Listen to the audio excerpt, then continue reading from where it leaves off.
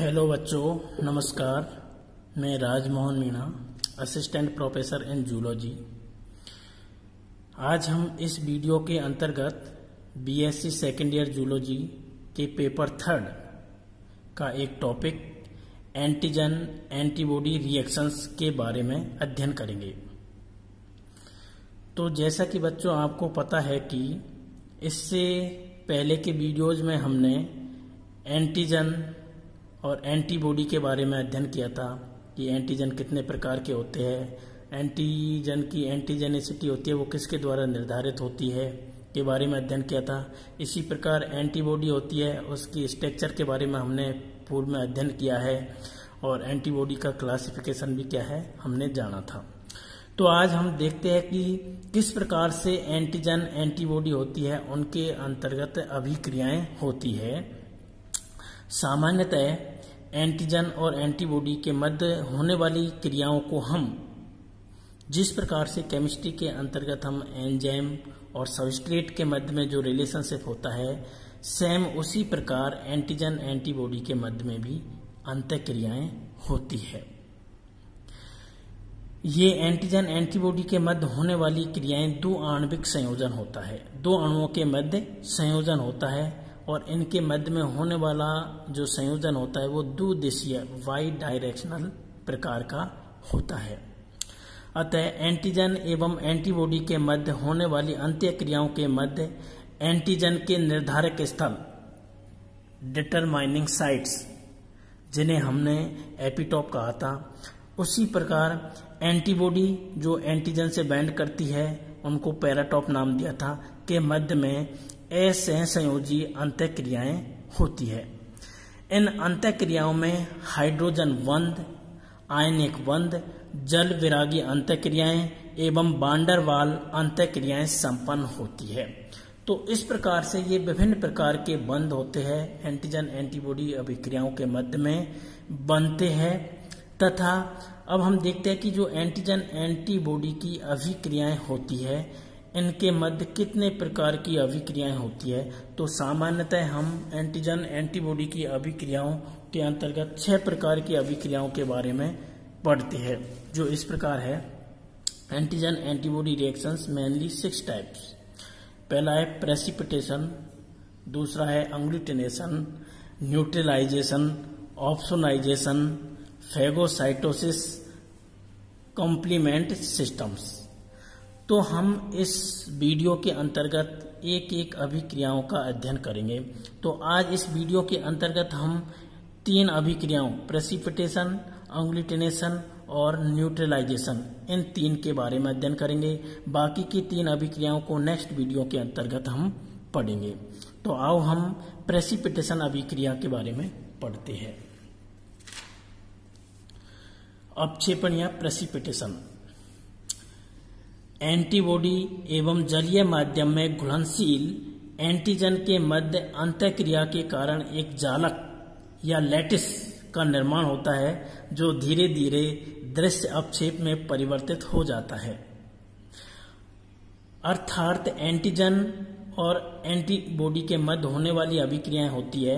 अपक्षेपण के अंदर क्या होता है कि जो एंटीजन होता है वो जलीय माध्यम में घुलनशील होता है और एंटीबॉडी के साथ जब अभिक्रिया करता है तो ये अघुलनशील होकर एक लैटिस या जालक का निर्माण करता है, जो दृश्य अपक्षेप के रूप में हमें दिखाई देता है। अपक्षेप का निर्माण जालक में पारस्परिक एंटीजन तथा एंटीबॉडी के मध्य आयनिक बंध बनने के कारण जालक का आवेश समाप्त हो जाता है। अर्थात इस अभिक्रिया के अंतर्गत एंटीजन और एंटीबॉडी के मध्य एक जालक का निर्माण होता है, जिसके कारण इन दोनों अणुओं के मध्य पाया जाने वाला आवेश समाप्त हो जाता है और एक लैटिस का फॉर्मेशन होता है। एंटीजन एंटीबॉडी जालक का निर्माण एंटीजन एवं एंटीबॉडी दोनों की संयोजकता पर निर्भर करता है। अर्थात एंटीजन एंटीबॉडी कितने अणुओं से एक साथ जुड़ सकती है, वह उनकी बैलेंस या संयोजकता कहलाती है। सामान्यतः एंटीबॉडी कम से कम बाइवैलेंट या द्विसंयोजी होनी चाहिए इस जालक के निर्माण के लिए। एकल संयोजी एंटीबॉडी में अपक्षेप का निर्माण नहीं होता है। एंटीजन द्विसंयोजी या बहुसंयोजी होना चाहिए, जिसके कारण एक एंटीजन कई एंटीबॉडियों के साथ जुड़ करके एक लैटिस का फॉर्मेशन कर सके। अब देखते हैं कि जो एंटीजन एंटीबॉडी की अभिक्रियाएं होती है वो किन प्रवस्थाओं में संपन्न होती है। तो इस अभिक्रियाओं में मुख्यतः दो प्रवस्थाएं होती है। प्रथम प्रवस्था में एंटीजन एवं एंटीबॉडी के मध्य तीव्र गति से अंतःक्रिया होती है एवं छोटे आकार के एंटीजन एंटीबॉडी कॉम्प्लेक्स का निर्माण होता है। यह अंतःक्रिया कुछ ही सेकंड में संपन्न हो जाती है। तो प्रथम अवस्था के अंतर्गत एंटीजन एंटीबॉडी के मध्य अभिक्रियाएं तीव्रता से होती है, जिसके कारण छोटे छोटे कॉम्प्लेक्स का निर्माण होता है जो अभी तक अदृश्य होते हैं। द्वितीय अवस्था में मंद गति से क्रियाएं होती है और ये मंद गति से क्रियाएं कई घंटों तक लगातार चलती रहती है। इस प्रवस्था में एंटीजन एंटीबॉडी जालक का निर्माण होता है जो धीरे धीरे अपक्षेपित हो जाता है। जो धीरे धीरे ये एंटीजन एंटीबॉडी के मध्य होने वाली द्वितीय प्रवस्था होती है, इसमें जालक का निर्माण होता है। छोटे छोटे जालक आपस में जुड़ करके एक बड़े जालक का निर्माण करते हैं और बाद में वो हमें अपक्षेप के रूप में दिखाई देते हैं, दृश्य अपक्षेप के रूप में हमें दिखाई देते हैं। अपक्षेपण क्रिया तभी होती है जब एंटीजन एवं एंटीबॉडी सामान्य मात्रा में उपस्थित हो, अर्थात एक दृश्य अपक्षेप का निर्माण तभी संभव हो पाता है जब किसी माध्यम में या किसी विलयन में एंटीजन और एंटीबॉडी समान मात्रा में उपस्थित हो। इनमें से किसी भी की मात्रा कम या अधिक होने पर दृश्य अपक्षेप का निर्माण नहीं हो पाता है। तो इस अभिक्रिया को हम एक ग्राफ के माध्यम से देख सकते हैं, जिसे प्रेसिपिटेशन कर्व का नाम दिया जाता है। इस प्रेसिपिटेशन कर्व की एक साइड पर प्रेसिपिटेट में एंटीबॉडी की मात्रा, दूसरी साइड में हम लगातार एंटीजन एडेड करते जाते हैं, लगातार एंटीजन इस माध्यम में बढ़ाते जाते हैं। तो देखते हैं कि प्रारंभिक अवस्था में, जिसको जोन ऑफ एंटीबॉडी एक्सिस, अर्थात एंटीबॉडी की इस जोन में मात्रा अधिक है लेकिन एंटीजन की मात्रा कम होती है।